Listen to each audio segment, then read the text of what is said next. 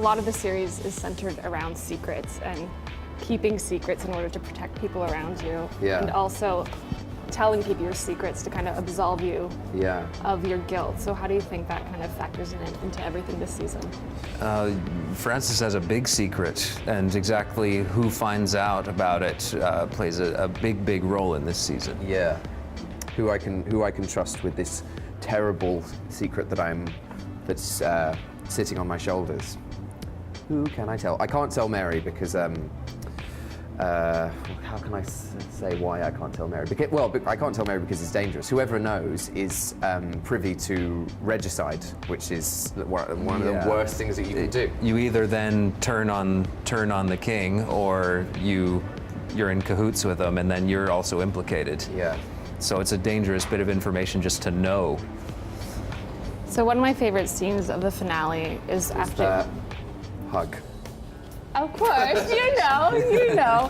So, with your brotherly relationship, despite all the drama, is family the most important thing? At the end of the day, we got to stick together, don't we? Yeah, that's our best bet for survival, I think. Bash becomes my sort of right-hand man at somewhere through the beginning of the season, because I need someone around me that I was going to say blood ties really matter, but then again I did sort of joust my father right as I. Yeah, there's that. But our relationship is different, and I need someone close to me that I can trust, while everyone else is trying to stab me in the back. Do you guys build that relationship offset in any ways in particular? Yeah, yeah. You spend so much time. Yeah. We all spend a lot of time together. That's what happens, I think, when you gather a cast from around the world and assemble them in a place where very few of them actually live. We don't know anyone else. We literally know each other and you. Yeah. And that guy. That's all. What's your name? Dylan. I now know 4 people.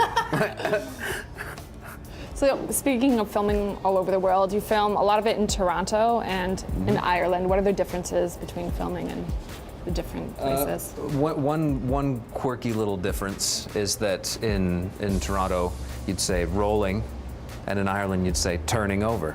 But pretty much wherever you go in the world, camera crews have exactly the same lingo. It's really funny. It's like coming home in a way, you know. It's like going to, you can go to a Pizza Hut in the middle of, I don't know where the strangest region that they have a Pizza Hut, but I'm sure that there's one on top of a mountain somewhere in the middle of Asia, and you can go there and get the same pizza that you can have at home. It's weird. It's like. But you'd have to get the vegetarian one. I would have to get the vegetarian pizza. I probably just wouldn't go there, but It's that's funny, just me. personality types sort of repeat too. Like Irish sound guys are kind of like Canadian sound guys. Really? You know, just It's as an example. It's a certain Yeah. kind of person that falls into different roles in the camera crew.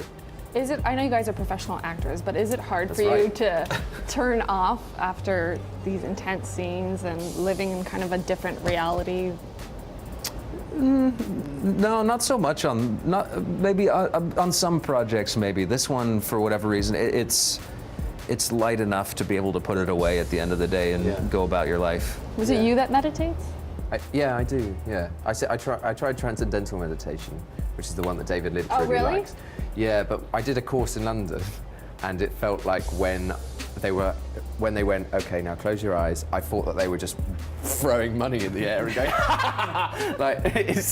it didn't seem like it was very, maybe I just went to the wrong people. I feel like I was duped into this sort of, because you pay what you can afford. So David Lynch, for example, did the Millionaires course, where he paid $1 million to do the same course that I did. So all it takes to find inner It's peace $1 is... million. So you seem to have found happiness this season with Kenna, but she still seems to be very ambitious. So do you think she's gonna kind of push you to search out for power? You know what? I'm kind of thinking it's time to get out of the castle, and she's actually the one that thinks it would be a good idea to take a job with Francis and stick around and maybe try and move up the chain a little bit. So there's definitely tension there. I think Some brotherly competition. Not so much that. I mean, it's just that idea of being cooped up in a castle has never really settled well with Bash. He wants to be out in the woods, and so he's still doing that. He'll leave for a couple weeks at a time and not tell Kenna where he's going. and doing secret business or whatever it is. So I mean, there's definitely some tension there. And meanwhile, Kenna still has an eye on some of the finer things in life, and is very much obsessed with setting herself up financially, and she likes nice things, and she can't quite understand why, if you're the king's brother, why can't we just have everything? Isn't that a plot point at some point in the beginning where she's like, it's not. Why isn't it simpler? Yeah, that's pretty much it. So there is love, thankfully now, but there's still some clashing personalities in a sense. Is there any hidden feelings for Mary still? Well, I guess we'll just have to wait and see. So tell me about your fans. What do your fans call themselves? Reg boners. Reg bones. Okay. Reg boners. Reg boners. Okay. I just want to make sure I said it properly. You said it correctly. Yeah. Okay.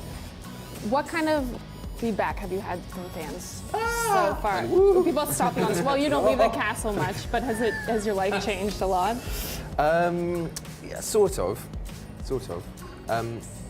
It's just like very isolated pockets of sort of extreme intensity, which is actually really nice. I did a talk for this other film that I did a while ago in London, and I mentioned where I was going to be, and then a bunch of fans really lovingly flew over from Italy, and this girl came over from Sweden, and to give me a little book of stuff that they'd written, and it was just actually really, it was actually really just sort of heartwarming and nice. But I can't reciprocate their efforts, Any weird, scary fan stories yet? Not yet. Nothing scary. Although I guess when I was traveling in Europe, some fans figured out a hotel I was staying at somehow.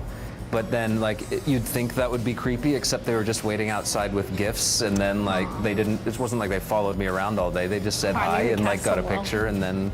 Yeah. So respectful. Yeah. Everybody has been honestly really respectful, and maybe that changes as things get crazier. But I don't know. It's everybody's been really nice. So one of the executive producers of the show, Laurie McCarthy, said about killing off main characters. Yeah. If it feels right, then yes. Are you guys worried? I know historically that I'm going to die, so I do have a certain time frame that is ticking down, but I don't know. I mean, it feels like they can extend that period as long as they want. If every episode takes place over a week, then I have pretty much 52 episodes before I've got to die. Yeah. So I'm not too worried about it. Yeah, and the pace does slow down this season. The season 1 really moved forward at a torrid pace to really get us to this point. And now we slow it down just a little bit and deal a lot more with the day-to-day court intrigue and romance and politics, and it's. Do you get the episodes by episode, or do they kind of give you an arc of what you're We have no idea what's about to happen. Really? We start shooting an episode tomorrow, and we got it, we still haven't got the final script that we're actually going to be using. We got sort of a version of it last night. Do it on the day. Oh, so it's a surprise.